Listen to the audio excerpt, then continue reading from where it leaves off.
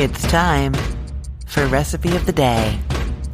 I love avocado toast, but a few months ago I realized that I'd gotten into a big rut with it, and I was literally just putting slices of avocado on toast, salt and pepper, and eating, which, you know, is good because it's avocado on toast. I mean, sometimes there'd be an egg involved too, but really nothing much going on in terms of flavor.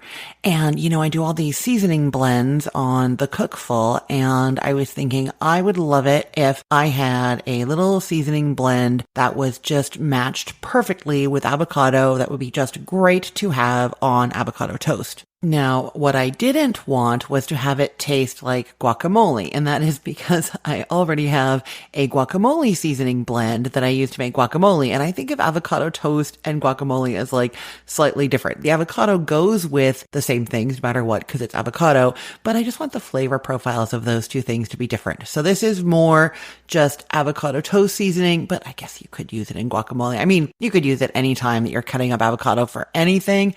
This would be great. So what I really wanted was something that was savory, a little bit zesty with a little bit of heat and like quite a bit of salt because I think salt and avocado are just so great. And then there are some other things in there as well. So I'm going to say, as with all of my seasoning blends, I have a full 1/2 cup batch for you. So that'll fit into a standard 4-ounce container, like a spice jar. And then I'm also going to give you a recipe to make 1 tablespoon, which is equivalent to 3 teaspoons, which is perfect for 2 small avocados. So you do 1.5 teaspoons per avocado, half a tablespoon per avocado. Think of it that way. So I'm going to tell you the amounts for both of those. So you could just try this out by making enough for just 2 avocados, or you could make the full batch and then you have it in your pantry on hand to use whenever you want to get out of that avocado toast rut. So I'm going to start with the 1/2 cup batch, and then I'll give you a few little notes here and there about the ingredients, and then I'll just quickly go through and tell you how to make the 1 tablespoon batch. Okay, so you're starting with a tablespoon of coarse kosher salt, and you're going to hear me in a moment also call for another kind of salt. And the other kind of salt is a fine salt, and my idea here is that the fine salt is going to dissolve very quickly into the avocado, especially if you're mashing it, and then the coarse salt is going to stay like a little bit crunchy. So that's why I like both of those in there. So it's 1 tablespoon of the kosher salt and 2 teaspoons of fine sea salt or any fine salt that you use. Regular table salt, for instance, is fine here. Okay, and then a tablespoon of garlic powder, because garlic and avocado go so well together. A tablespoon of onion powder. And that is because I do like when there's like some sliced red onion on my avocado toast. So that is why that's in there. Okay, then a tablespoon of tomato powder.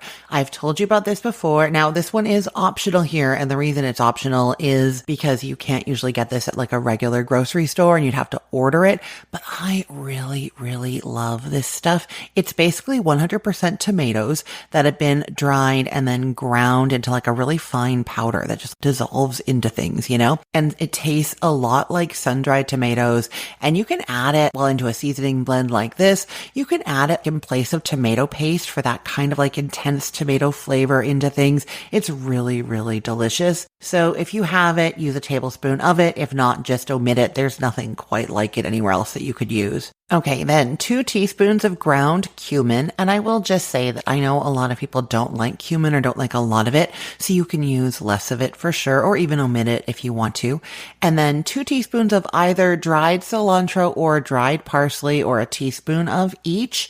And I said this was different from the guacamole seasoning, but I do just think that cilantro and avocado goes so well together. So I just had to have that in there. Okay, then 2 teaspoons of coarse black pepper. And the reason I'm calling for the coarse pepper here is kind of like that coarse kosher salt. We want that texture. You know, if you're going to sprinkle this on top of avocado slices, you want those little bits of specks and the texture crunchiness that goes with that. And even if you're mixing it into mashed avocado, you want that as well. That is like one of those just so prototypical things about avocado toast, right? And then also the 1 teaspoon of red pepper flakes is next. Same idea. You get that like bits of red pepper crunchiness and color too in there from that. And then you're also adding the zest of 1 lime and the zest of 1 lemon. Now, I will just say though that these do have some moisture content to them. So the best thing to do is to lay out some paper towel and spread the zest out on there for a little while before adding it to the seasoning blend. And then once you have it mixed into the blend, leave the container open for 24 hours. Give it a shake every now and then, and that'll help the salt draw out the moisture and the moisture evaporate out of there so that it's less likely to clump up and less likely to go bad. Now, having said that, because of that moisture content, you're not going to want to keep this for very long. Store it in an airtight container in a dark place and only keep it for 2 weeks.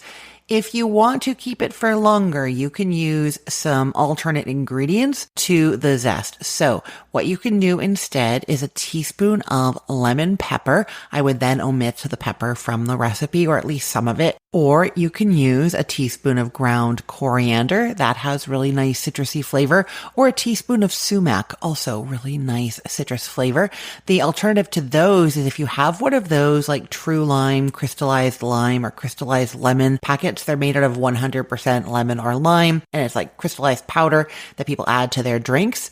You can use that. You would want a half a teaspoon of it, and that's the equivalent of 2 packets. So you could add that in there, and that'll bring that really bright citrusy flavor as well. So that is what you do for the full batch. And I really think it's best to mash that, like I said, 1.5 teaspoons per avocado, mash it up, and then leave it alone for like 5 minutes. That's going to let the moisture from the avocado hydrate the cilantro and let all those flavors blend. Then give it a stir, and then you're going to scoop it onto your toast. Okay, for that small 1 tablespoon batch, you're doing a half teaspoon of kosher salt, a half teaspoon of garlic powder, a half teaspoon of onion powder, a half teaspoon of the tomato powder, which is optional, a 1/4 teaspoon of ground cumin, a 1/4 teaspoon of dried cilantro or dried parsley, a 1/4 teaspoon of fine sea salt, a 1/4 teaspoon of coarse black pepper, and a 1/4 teaspoon of lemon or lime zest, then a pinch of red pepper flakes. If you don't want to use the zest because you just don't want to, or you don't have any lemons or limes, you can do a 1/4 teaspoon of the lemon pepper, just omit some of the black pepper, or a 1/4 teaspoon of ground coriander or of sumac, or you can use a 1/16 of a teaspoon of that dried lime, crystallized lime or lemon. So that is your 1 tablespoon batch. Whether you just make a tablespoon or you make the full half cup batch, I promise your avocado toast rut is over starting now. I will put the link to this recipe in the show notes for this podcast episode. Or you can head to cookthestory.com/ROTD and get it there. Everything there is arranged by date, so it's helpful to know that today is May 30th of 2025. And if you're not already, subscribe to this podcast recipe of the day. Just go to whichever app you like to listen to podcasts on and search for recipe of the day. You will find me there. Or you can subscribe right at cookthestory.com/ROTD. I'm Christine Pittman from cookthestory.com, thecookful.com, the all-new chicken cookbook, and from this podcast recipe of the day. I hope you have a great day. Let's get cooking.